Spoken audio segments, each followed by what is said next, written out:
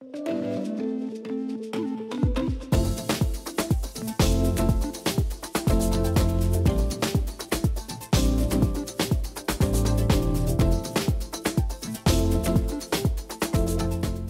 to AB3 Speaks with Monica and Takiyah, the podcast on academic business and branding, where we talk about planning, building, running, and growing a business as Blackademic women who want to share their knowledge with the world.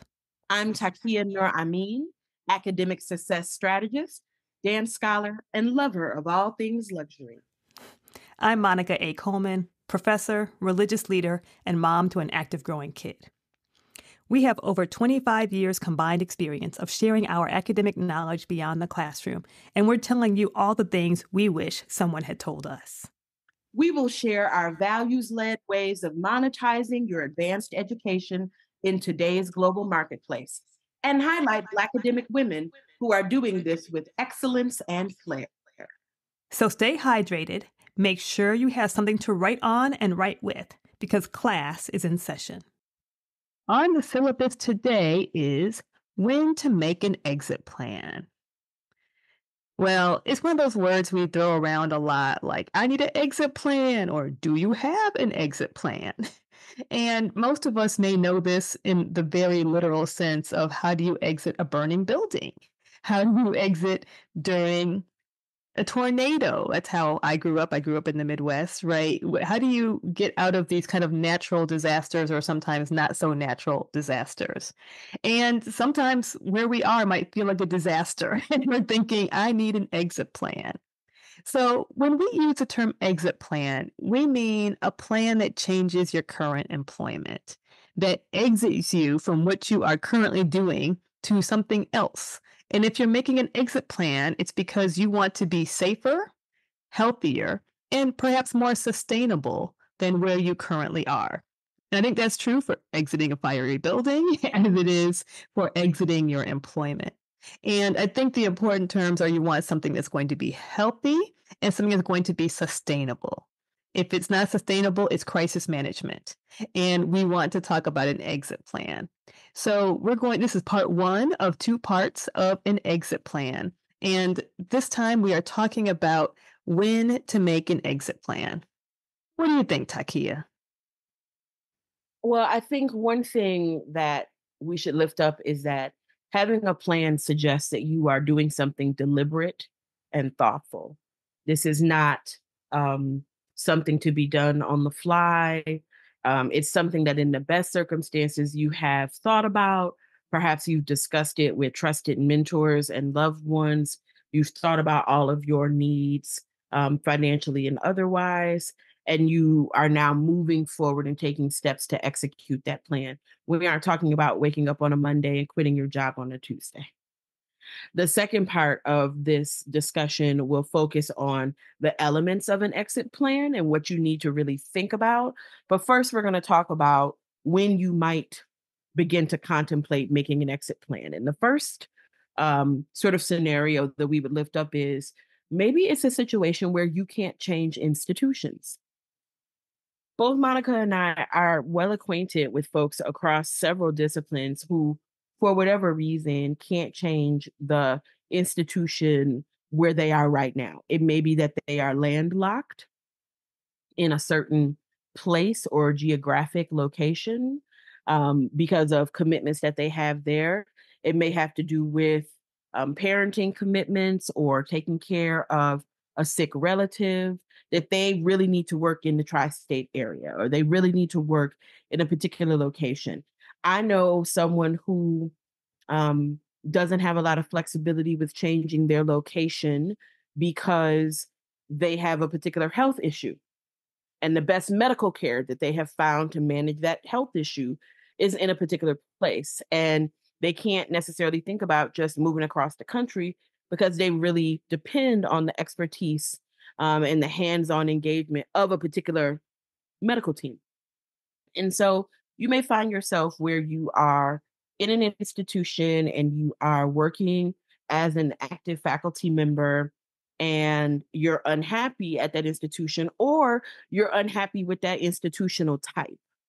Maybe you are at in R1 and you prefer to be at a small liberal arts college, or maybe you actually would prefer to be in community college administration. I mean, it could be a range of different things, but you can't necessarily make a big leap because you have other commitments beyond your work, beyond your role, that make it so that changing your institution would be a problem. You got thoughts on that, friend? No, I completely agree.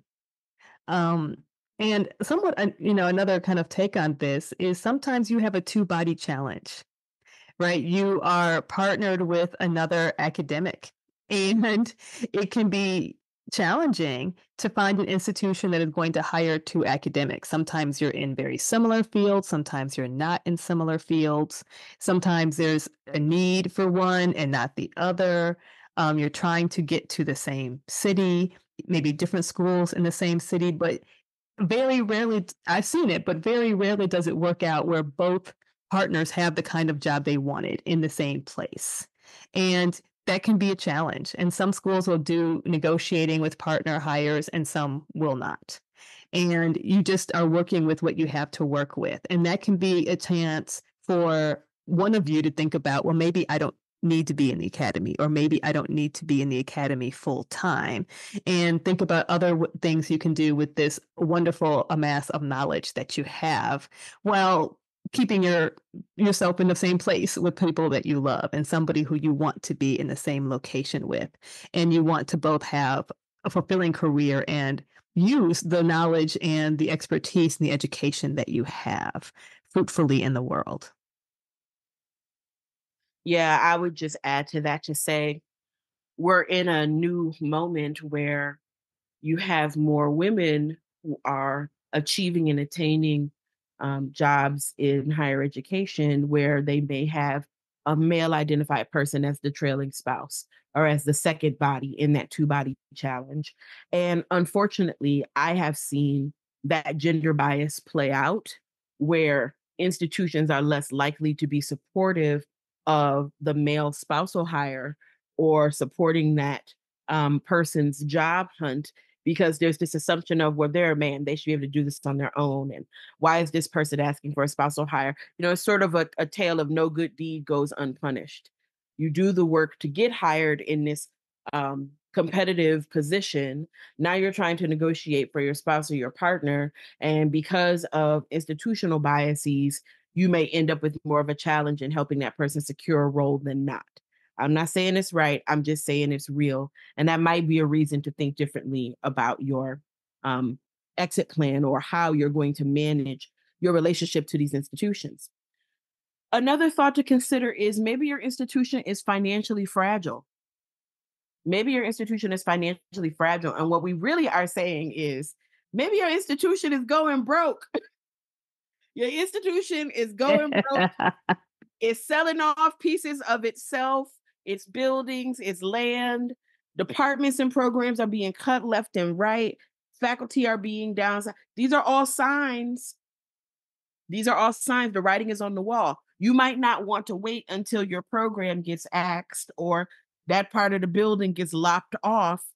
An exit plan suggests that you're driving that bus from the front. You're in the driver's seat. And when you're in the driver's seat, you can change the lane that you're in. You can change the route that you're taking. You can pull over to the median for a minute, catch your breath, and then re-engage. We want you to think about this exit plan as you directing something, as opposed to seeing the writing on the wall at your institution that things are getting smaller and crumbling. And then you find yourself out of a job and forced to make perhaps a quick decision. Speaking for myself, when I feel desperate or really stressed, I don't make great decisions. I'm not saying nothing about you. I'm not saying that that's relatable, but I'm sure some of you are listening just said amen in your chest. When I'm depressed or I feel very stressed out, I don't make the best decisions. So if you're in an institution where you're seeing these signs of financial instability, financial fragility, you might not want to wait until the pink slip shows up. It's time for you to start crafting a plan for yourself so that you can make decisions that you feel more comfortable about and more confident in. And this is the kind of thing where you actually can see the writing on the wall, right? I'm thinking of years ago, I have a friend who worked at a university in New Orleans. Katrina came through and schools got hit hard and departments got closed and there was no prep. There was no, I saw this coming. It just came and it hit. And he pivoted excellently, but it had to be a quick pivot. When institutions are financially fragile, you usually see it coming. If you're paying attention, if you're in the meetings, if you're looking around, you can almost Google your institution and know if it's financially fragile or not at some point. And so it's the kind of thing you can see coming. And that might be a time where you say, I think I need an exit plan for my own financial stability. Another thing that's very similar to that is you may be at an institution that does not have tenure or is shifting from a tenure track process to a non-tenure track kind of process. This is becoming more and more common for a variety of reasons where institutions are really only doing term contracts, 1 year, 3 year, 5 years that are renewable or maybe not renewable. And it does not have the same kind of security as tenure. And again, you might not be able to change institutions, or you like everything about your institution except this. And you feel like, well, this is not as secure of employment as I thought it was. Or you feel like you're kind of on a hamster wheel, always trying to work to make sure your contract gets renewed at the end of X period. And you know that it's always going to be like this. Some people thrive on that. That's the way they want to work. There are lots of advantages to it. And many other people find that unstable or destabilizing. And if you are at an institution and there are lots of conversations happening about, I don't know if we need to have tenure jobs anymore, that might be a time to think about an exit plan for yourself. I think a lot of us have assumptions about what our lives are going to be like once we're in whatever role it is we dream about.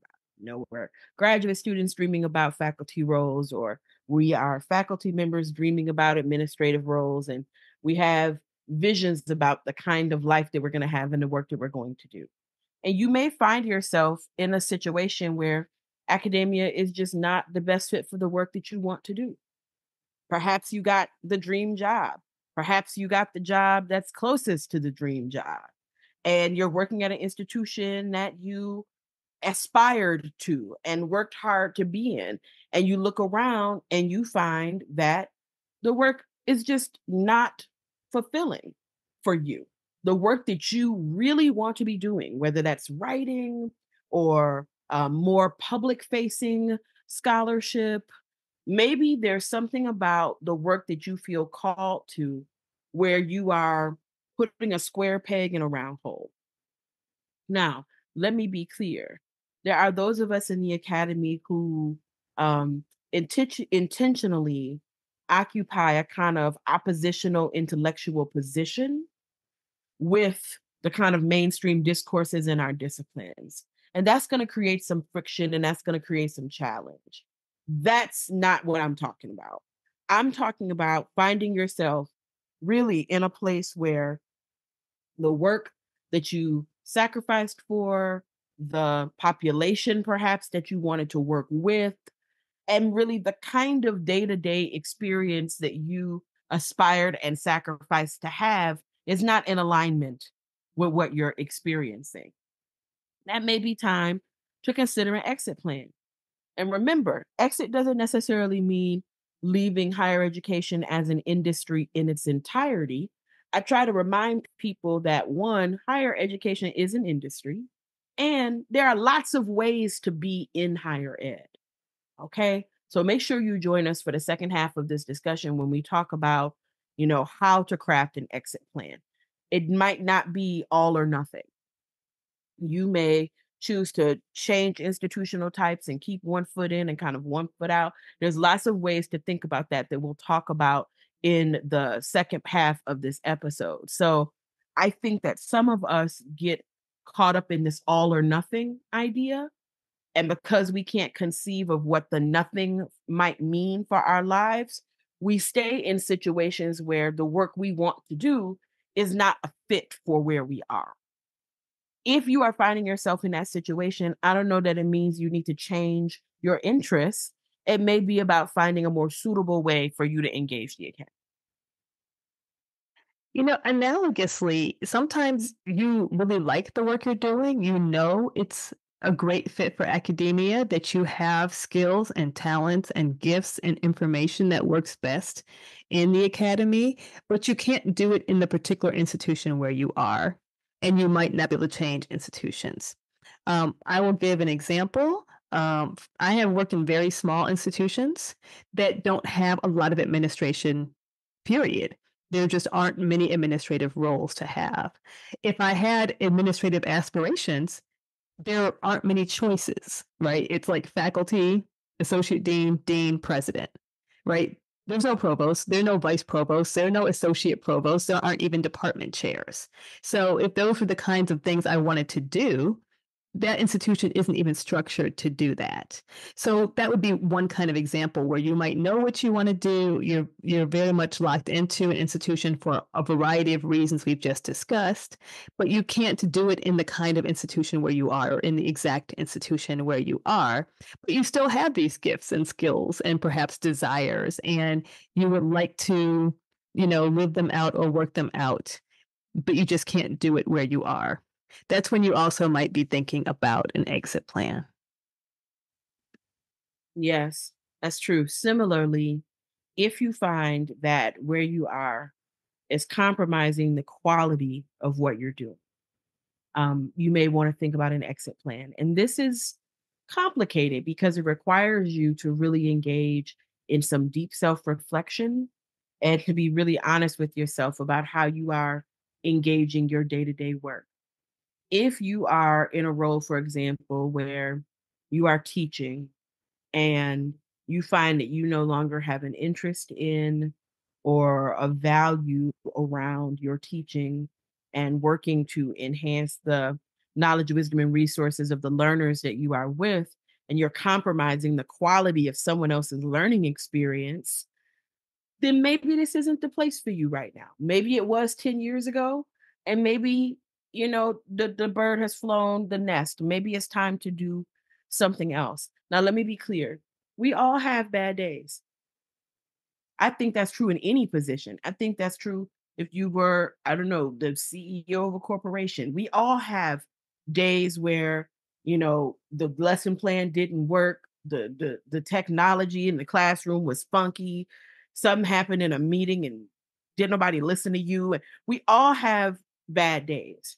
But if you're having 30 bad days in a row, 60 bad days in a row, 90 bad days in a row, and you're finding that you no longer have the interest or commitment to do excellent work on behalf of those who you've been positioned to serve in your role, then maybe it's time to think about this might not be the right place, or maybe the role that I'm in is not the right role for me at this point. This was a best fit for me 5 years ago, 7 years ago. But at this point, professionally, I need to be doing something else. To me, it's like shoes. Um, I love shoes, but if it's not a 9.5 wide with some arch support, I can't do nothing with it. And when my feet hurt, I'm not a very nice person to be around. So if you're finding yourself in a role that feels like a bad fitting pair of shoes, it might be time to rethink your relationship to that role. What was great 10 years ago might not be great now. What do kids say? Yesterday's price is not today's price. So, don't excoriate yourself for changing and growing and shifting. It's okay. It may be that the dreams and goals you have for yourself as a master's student or a doctoral student, perhaps you met those. And so now it's time for new dreams, right? If we need to put a kind of positive spin on this, maybe it's time for new dreams. And new dreams might include a different role or a different relationship to the academy, which requires you to craft an exit plan. And thinking on that line, sometimes you get bored. Right, right. Sometimes you've just done something, you know how to do it well, you've done it well. You still could, but you're bored. And you you could dial it in, And there's always a season where, you can dial it in and the quality of what you're doing is still excellent. And then there's a time when you're dialing it in and you don't want to be there, they don't want to be there, don't nobody want to be there. Like there's just no passion anymore at what you're doing. And sometimes you don't see that coming. You just look up and go, there it is. And so that would also be the same kind of thing, right? Where the quality of what you're doing have gone down because you're just bored and you want to do something new. You want to do something different. And some people, that's how they're built. That's how they're wired. They need to shift every X number of years. And sometimes you can shift in the institution you're at. You can shift within your research. And sometimes that's not you need a bigger shift. You need a different kind of shift. This is one I see a lot with people I know and academics I know, and that is that the academic job is not in alignment with your financial needs and goals, which is a fancy way of saying you are not making enough money to do what you need to do or what you want to do.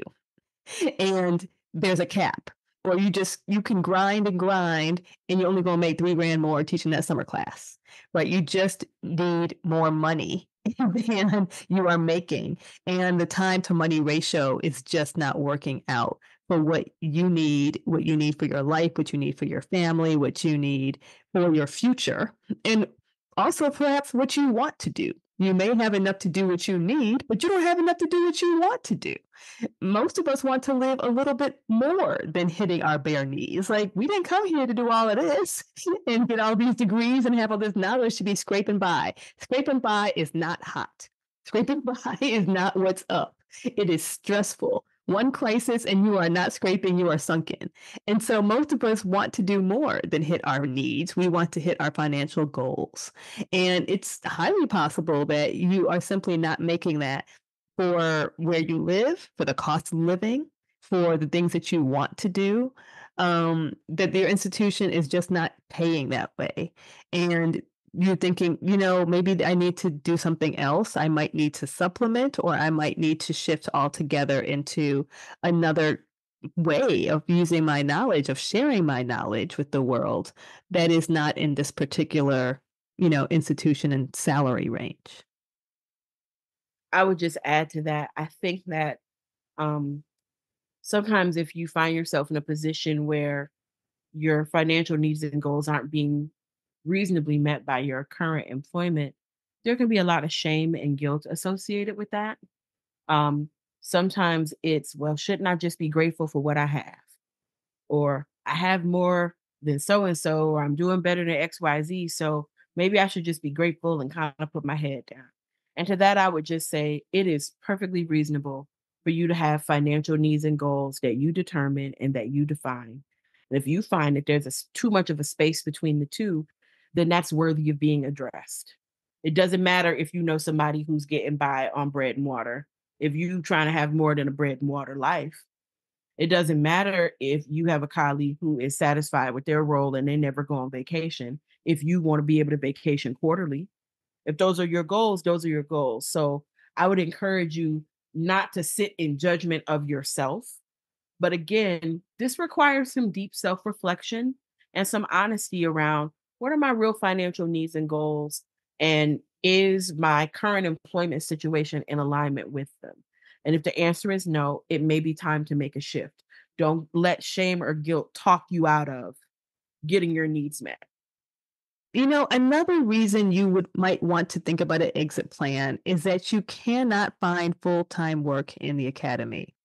As so many of us know, the academy has changed drastically in the last 10 to 20 years, with I think almost 70% of jobs, faculty jobs in higher education being contingent labor, being contract, part-time, what we call adjunct labor. And I know that many people are working 5 jobs and still have no health insurance at different institutions, teaching several classes, all different preps. And that's tough. It's tough on the only a certain number of hours in a day. It's tough on your time. It's tough on your life. It's tough on your finances. And at this point, that's not an uncommon stage to have right out of a PhD, perhaps for 2 or 3 years. But when this is happening for many, many years and you're not able to get out of this kind of loop, which is increasingly common, it's a good time to think about an exit plan. I know we have both worked with people in this kind of setting. What do you want to add, Takiyah?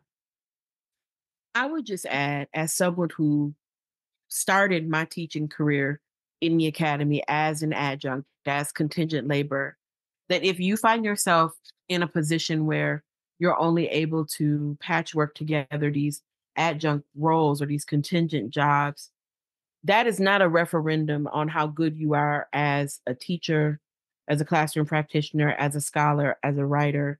The job you get, the work you secure, is not necessarily always a reflection of how good you are in doing that work. So don't allow that reality to make you second guess what you're bringing to the table. We're seeing more and more people in higher ed for whom contingency is the name of the game, for whom patchworking together positions across more than one institution is how they've been paying the bills. And I have no negative judgment about that. We do what we have to do to get it done. Where I'm from, they say, get it how you live. So if that's what it is, then that's what it is. And there's no shame in that.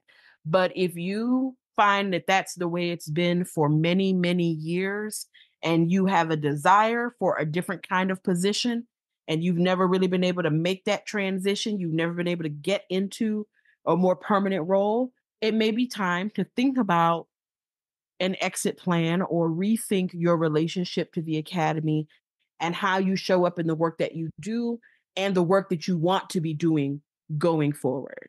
Just don't get yourself in the Jedi mind trap that your work is somehow fundamentally less than excellent.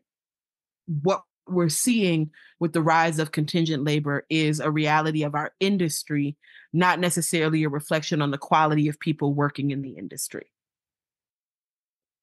Another time that people often think about when to have an exit plan is when you're approaching retirement.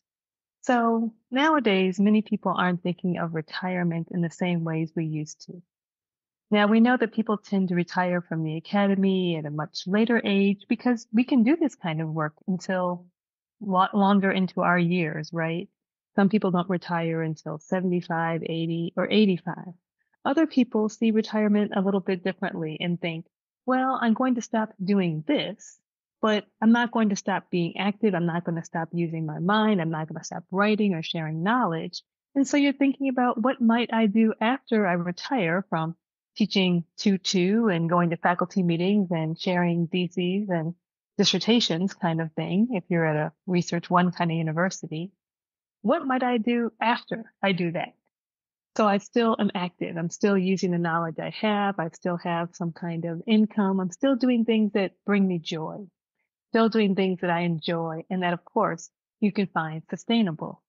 So we have definitely worked in AB3 with clients who are seeing retirement on the horizon. They're 3, 4, or 5 years from retirement and thinking about what might my exit plan look like as I literally am going to exit this way of being in the academy and I'm looking to do something else with my time and with my life and with my knowledge. The last one, which I'm sure many of you might find relatable, is if you are in a toxic or dysfunctional work environment. And now we hear this kind of language, toxic, dysfunction, thrown around a lot. But, we're talking about something very specific. Um, if you find yourself in a work environment that is more interested in your labor than your ideas, where you feel regularly or consistently undermined, where you are responding to things situated from your expertise and that is regularly being dismissed, those are things that you don't have that's toxic, that's dysfunctional. You don't have to accept that, you don't have to tolerate that. Some of us are very embodied people. I know I am. And I had a job once where every time I would go to this place to work, I would have a very serious physical response. My mouth gets dry, the hand starts sweating, the headache begins. You're having these physical signs that suggest fight or flight, like this is not a safe, healthy place to be in. Don't ignore your body. if your body is giving you those kinds of signs. I'm not a person who really gets headache. And every time I would go to this one place, it's like my body would revolt. Everything in my physical being was saying, this is not safe, this is not good, get us out of here. So pay attention to that. Maybe the leadership of your institution has shifted drastically during your time there, and their approach to running the institution is so deeply antithetical to your values, to the way you want to live in the world, to anything you even want to be associated with. Like, it's so bad, you get mad when you go to a conference and the name of the institution is on your name tag. Like, you don't even want anybody to know that you're associated with the brand of that institution because it has behaved in such nefarious ways that are out of step with anything you want to be associated with. We can understand that as toxic and dysfunctional as well. So, you know, think about um that values alignment. Think about what your body is telling you. Think about the people that you're working with. If you are working with people where the sentiment or the energy is always negative, is always dour, is always about what we can't do. Now, I'm a realist. I understand that there's often a space between the work that we want to get done and the resources that we have available to do it. However, I like to be in environments that feel creative, experimental, aspirational. Okay, well, let's pilot something. Well, who can we partner with? How can we get this done? As opposed to sitting in hour-long meetings about everything we can't do every week. Well, what is the point of being here then? We all just gonna sit around, well, can't do nothing, and then go back to our offices and proceed to do nothing. I mean, that's not gonna work for me. So think about who you're with. Who are you spending time with at work? And what is the vibe? What's the energy? Is it dour and negative and lacking any energy or creativity? That can wear on you after a while. And it can change your sense of what's possible in your own work. Okay. So I would definitely watch out for that toxic, dysfunctional work environment. And I'd like to add to that, some places get very comfortable with their dysfunction and almost brag on it. They're so accustomed to things operating dysfunctionally. And sometimes it's not a big thing, but it can erode you a little bit at a time. I am thinking of the kind of places where everything is political. Everything. Every meeting, there's a meeting before the meeting, the meeting after the meeting to debrief the meeting and the politic, what you gonna do for the next meeting. And there are too many meetings to do that all the time. And that's what the culture of your institution is. And those kinds of things, you might be able to pull it off for a semester, but 6, 7, 8 semesters in, that's a lot, right? Especially when you know or you hear that there are places where that doesn't happen. Right? I remember I hear tell of other places that don't do this. And you know that this is not how you have to work. Like it can almost become so normal that you think this is what it is. And we're here to tell you that no, it's not actually what it is. That's not how all of academia or all of jobs have to be. It's an unhealthy work environment and you can get off the roller coaster. Right? You can actually stop going up and down and get off the roller coaster. And that might be a time when you're like, I don't want to do this next semester or for the next 5 semesters or until I retire. I like to have a different kind of work environment. So this is not an exhaustive list, but we do think this is a pretty good, if you are experiencing these kinds of things, that you should really say, maybe I need to think a little differently about what I'm doing with the resources, the skills, the knowledge, and the gifts that I have. Yeah, we look forward to you joining us for the second half of this conversation where we'll be diving into how you craft an exit plan. Again, we want you to make decisions that are thoughtful, deliberate, sustainable, and that make you feel confident in your career and in the next steps that you take on your own behalf. This is not about deciding on a Monday that you're going to flip a table in a meeting and be out of a job on Tuesday. How can you craft a plan so that whenever you step into your next, you aren't experiencing a gap in your quality of life, that you feel confident and comfortable in what you're doing, and that you can still, maintain some financial solvency and sustainability for yourself going forward. We really want you to thrive. Here at AB3 Speaks, we always say it's because we want you to win. And when we say that, we mean that. So we look forward to the next half of this discussion on exit plans and how to move yourself to a better, more sustainable, healthful place in your own career. Thank you for joining us for this episode of AB3 Speaks with Monica and Takiyah. We do this podcast because we want to serve and support Blackademic women's entrepreneurial dreams. So subscribe and leave us a rating and review on iTunes or Spotify or wherever you listen to your podcast. We read every one, and this will help others to find the show. If you're looking to take the next step in your career, go to Blackademicbraintrust.com, where you can join our amazing community and get our free resource on the 12 questions you should ask yourself before becoming a Blackademic entrepreneur. Our mission is to nurture your entrepreneurial dreams within and beyond the academy and build a business that both sustains and offers you freedom.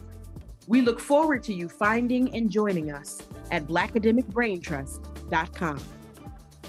Because we want you to win.